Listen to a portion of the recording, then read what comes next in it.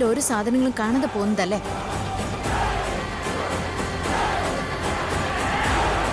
ഇത്രയൊക്കെ സംഭവിച്ചു കഴിഞ്ഞിട്ടും നിങ്ങൾക്ക് ഇപ്പോഴും ഇതൊക്കെ സാധിക്കുന്നുണ്ടല്ലോ. ഇത് വെറും ഒരു മേക്കപ്പ് ബോക്സ് അല്ലേ. ശല്യമാണെന്ന് തോന്നിയ ജീവനോടെ ഒരാളെ കുഴിച്ചു മൂടാനും ഞാൻ മടിക്കില്ല.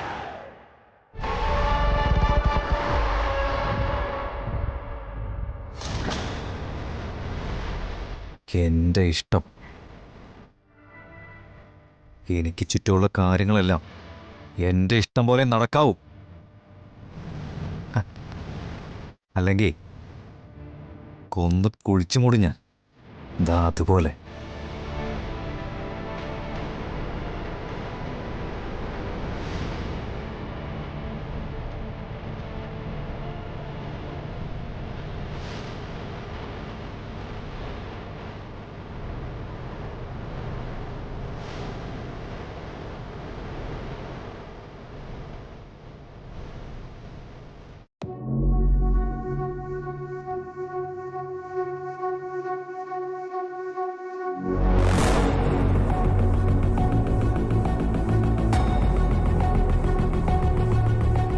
ഹരിക്ക് അത്രയും പ്രണയം തോന്നിയ ഒരു പെണ്ണ് അതാരാണെന്ന് കണ്ടുപിടിച്ചേ പറ്റും.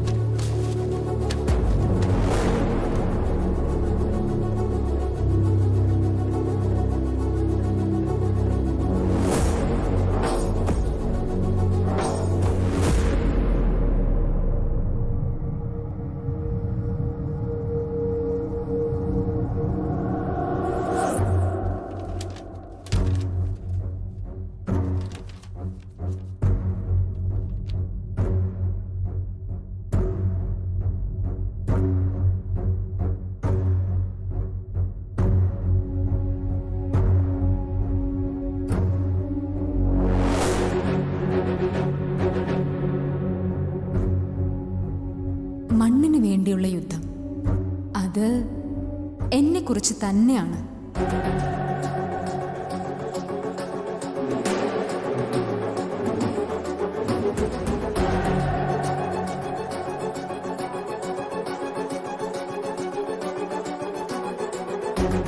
ഇതാരാ? ആരാധിക. ഇത് ശരിക്കുള്ള പേരായിരിക്കോ? എന്തായാലും ഇവളെ കണ്ടുപിടിച്ചേ പറ്റൂ.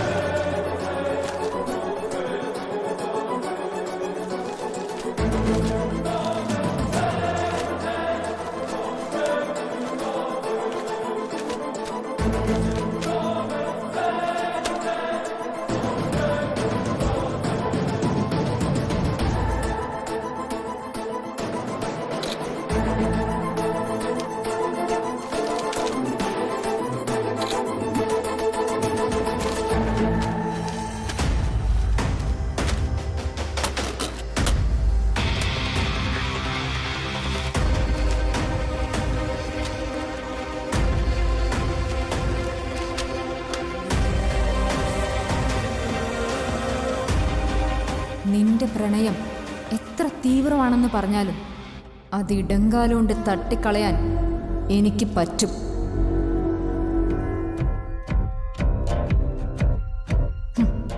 നിന്നെ ഞാൻ കണ്ടുപിടിക്കും.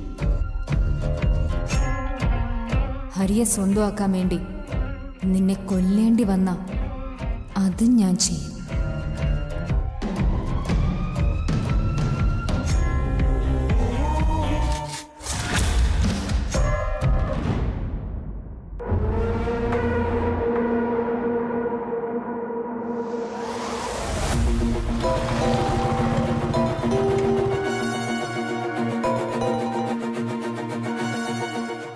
ഹലോ, കൊറിയർ സർവീസിൽ അനന്തു അല്ലേ?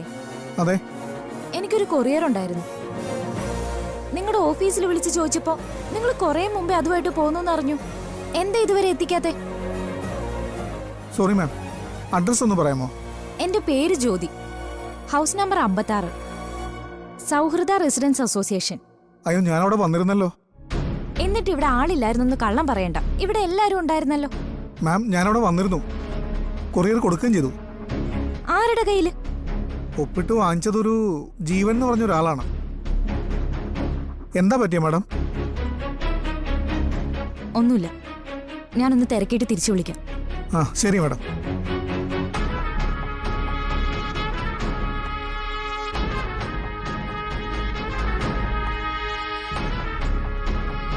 അമ്മേ,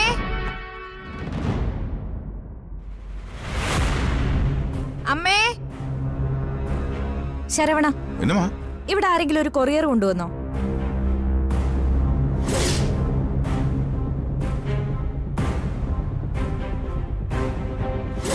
പണ്ടത്തെ പോലെയല്ല. ഇപ്പോൾ കുടുംബത്തിലെ എൻ്റെ അവസ്ഥയില്ലേ കുറച്ച് മോശമാണ്. പക്ഷേ എന്നെ ഒറ്റിക്കൊടുത്താലുണ്ടല്ലോ, ഞാൻ വിധിക്കുന്ന ശിക്ഷയ്ക്ക് മാറ്റമൊന്നും ഉണ്ടാവില്ല.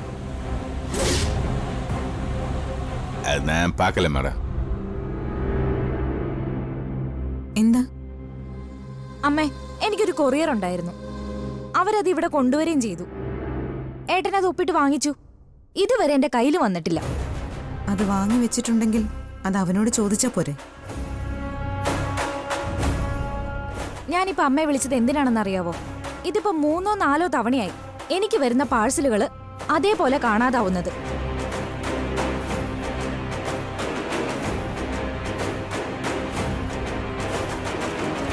ഇക്കാര്യത്തിലും അങ്ങനെ എന്തോ നടന്നിട്ടുണ്ട്.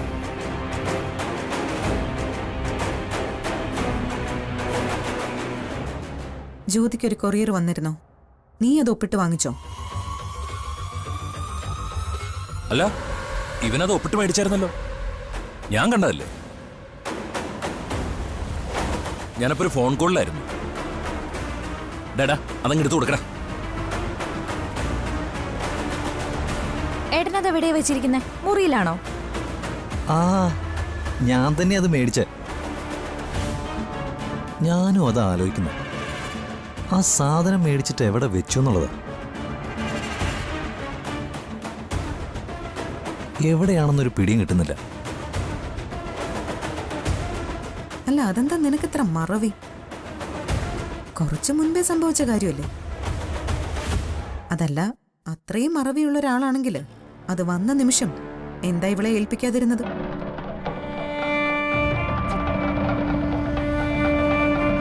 കള്ളമാണോ ഏട്ട പറയുന്നത്? അതെനിക്ക് ഉറപ്പാ. ഏട്ടൻ ആ മേക്കപ്പ് ബോക്സ് എന്തോ ചെയ്തിട്ടുണ്ട്. പിന്നെ എടി, നിനക്കെന്താ പറഞ്ഞാൽ മനസ്സിലാവില്ലേ? ഞാനത് മറന്നു. ഞാൻ എന്തായാലും അത് തപ്പിയെടുത്ത് തന്നേക്കാം. അല്ലെങ്കിൽ ഇതാ നീ പുതിയ ഒരെണ്ണം വാങ്ങിച്ചോ. ഇതിൽ കൂടുതൽ പരിഹാരമൊന്നും ചെയ്യാനില്ലല്ലോ. പുതിയതൊന്നും എന്തായാലും വാങ്ങിക്കണ്ട. അല്ല, ഈ വീടിനകത്ത് തന്നെ എന്തായാലും വച്ചിട്ടുണ്ടാവുമല്ലോ, നമുക്ക് എല്ലാവർക്കും കൂടി തരാം. പക്ഷെ സാധനം കിട്ടണം. എന്തിനാ അച്ഛാ വെറുതെ? അത് തെരയൊന്നും വേണ്ടെന്നേ. ഒരു കാര്യം ചെയ്യാം, ജ്യോതി എൻ്റെ കൂടെ വരട്ടെ, ഞാൻ അവൾക്ക് പുതിയ ഒരെണ്ണം വാങ്ങിച്ചു കൊടുത്താൽ പോരെ? അതൊന്നും വേണ്ട, അത് നമുക്ക് തിരഞ്ഞേ പറ്റൂ. അത് തന്നെ കണ്ടെത്തിയേ പറ്റൂ. അല്ല, അത് ഞാനിപ്പോ കാണിച്ചു തരാം. എവിടെയാടോ?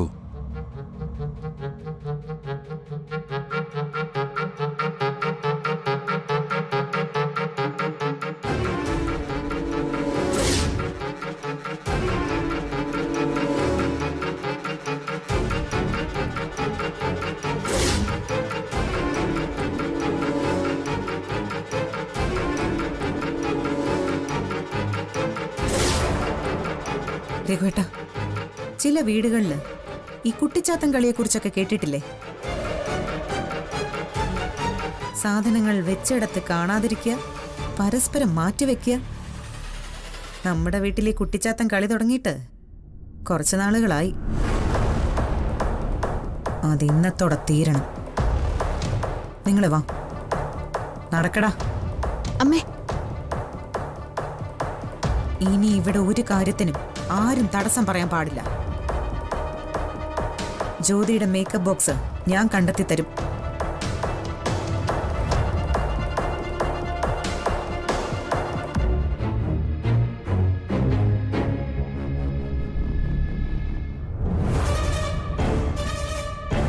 വാടാ.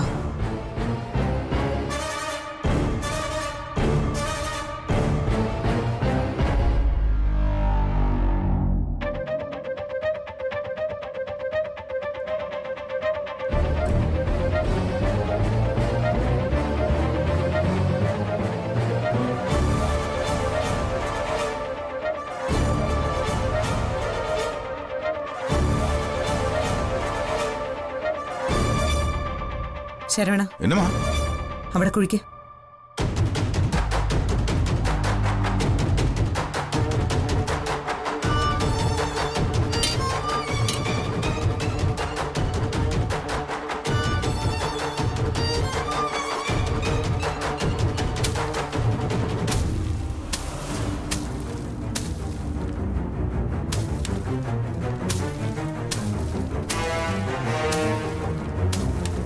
സുജാതെ, എന്താടോ ഇത്?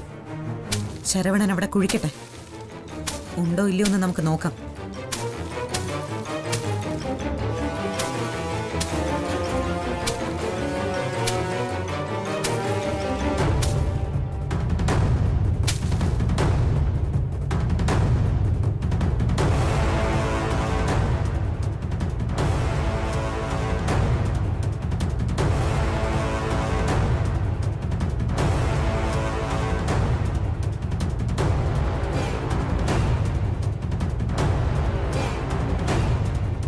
നീ ഇതാണ് ഓർഡർ ചെയ്തിരുന്നത്?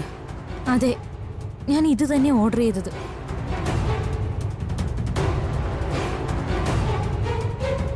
കണ്ടില്ലേ രഘുവേട്ട, ഇത് ഇന്നും ഇന്നലെയും തുടങ്ങിയതല്ല. മേക്കപ്പ് സാധനങ്ങൾ, ഫാഷനബിൾ ആയിട്ടുള്ള ഡ്രസ്സുകളൊക്കെ കാണാതാകാൻ തുടങ്ങിയിട്ട് കുറച്ചു കാലമായി. അപ്പോഴൊക്കെ ചിരിച്ചും കളിച്ചും കൂടെ നിൽക്കുന്നവൻ തന്നെയാണ് ഇതൊക്കെ ചെയ്യുന്നതെന്ന് എനിക്കറിയില്ലായിരുന്നു. ഇവനെ മറ്റുള്ളവർ ക്രിമിനൽ എന്ന് വിളിച്ചാൽ എന്താ അതിലെ തെറ്റ്? ഇവനൊരു മാനസിക രോഗിയാണെന്ന് പറയുന്നതിൽ എന്താ തെറ്റ്? എന്തിനു നോക്കി നിൽക്കുന്ന? ഒടിച്ചു കൊന്നോടെ ഇവനെ.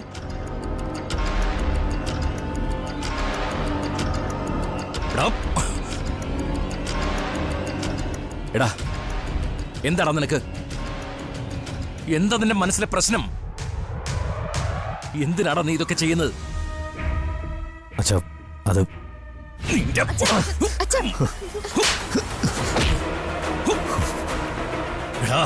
നിന്റെ അമ്മയുടെ സ്വപ്നങ്ങൾ മാത്രമല്ല, അവളുടെ മനസ്സും ശരീരവും ഒക്കെ നീ തളർത്തി കളഞ്ഞു. എന്ത് ധൈര്യത്തിലാടാ നിന്നെ ഞങ്ങളുടെ കൂടെ താമസിപ്പിക്കേണ്ടത്? എങ്ങനെയാടാ നീ ഉറങ്ങുന്ന അതേ വീട്ടിൽ ഞങ്ങൾ സമാധാനത്തോടെ കിടന്ന് ഉറങ്ങുന്നത്? മുമ്പേ ഞാൻ പറഞ്ഞതാ, ഇനി ഒരു തെറ്റ് ചെയ്താ നീ വീടിനകത്ത് തന്നെ ഉണ്ടാവില്ല എന്ന്. ആ തെറ്റ് നീ ചെയ്തു. അതുകൊണ്ട് നീ ഇനി വീട്ടിൽ വേണ്ട. അച്ഛ വേണ്ട.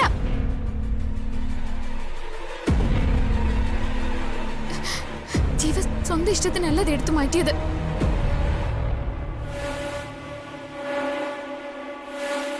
ഞാൻ പറഞ്ഞിട്ട് ജീവൻ അത് ചെയ്തത്. നിത്യമോളെ, നീ മിണ്ടാതിരിക്ക. നീ ഇവനെ ന്യായീകരിക്കുകയാണോ? അമ്മേ, സത്യ എനിക്ക് മേക്കപ്പിന് അലർജിയുണ്ട്. സാറയുടെ പാർലറിൽ വെച്ച് എന്നെ മേക്കപ്പ് ചെയ്തപ്പോ ഞാനതിന്റെ ബുദ്ധിമുട്ട് അനുഭവിക്കുകയും ചെയ്തു. ഞാൻ നിങ്ങളോട് അത് പറഞ്ഞില്ലെന്നേ ഉള്ളൂ. അച്ഛന്റെ അമ്മയുടെയും വിവാഹ വാർഷികം നടക്കുമ്പോ അതിവിടെ ഉണ്ടെങ്കിൽ അതിടാൻ ജ്യോതി എന്നെ നിർബന്ധിക്കും. അതോർത്തിട്ടാ ഞാനെടുത്ത് മാറ്റം പറഞ്ഞത്. കുഴിച്ചിടുമെന്ന് ഞാൻ കരുതിയില്ല.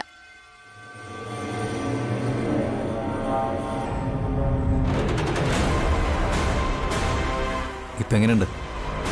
നിത്യ പറഞ്ഞപ്പോ ഞാനത് ചെയ്തെന്നേ ഉള്ളൂ. സോറി. ഞാനിത് വിശ്വസിക്കില്ല. ഇങ്ങനെ എത്ര തവണ നീ ഇവനെ രക്ഷിച്ചിട്ടുണ്ട് മോളെ. എന്നിട്ട് നിനക്ക് പകരം എന്തൊക്കെയാ കിട്ടിയത്? ആര് സാക്ഷ്യം പറഞ്ഞാലും ആര് തെളിവ് തന്നാലും ഇവനെ ഞാൻ ഇനി വിശ്വസിക്കില്ല.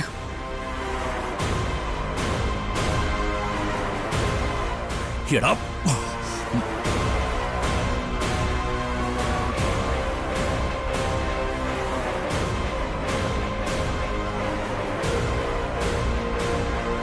എങ്ങനെയാ നിത്യേച്ചി അമ്മയ്ക്ക് പോലും മനസ്സിലാവാത്ത ഈ മനുഷ്യനെ നിത്യേച്ചി മനസ്സിലാക്കാൻ പോകുന്നേ?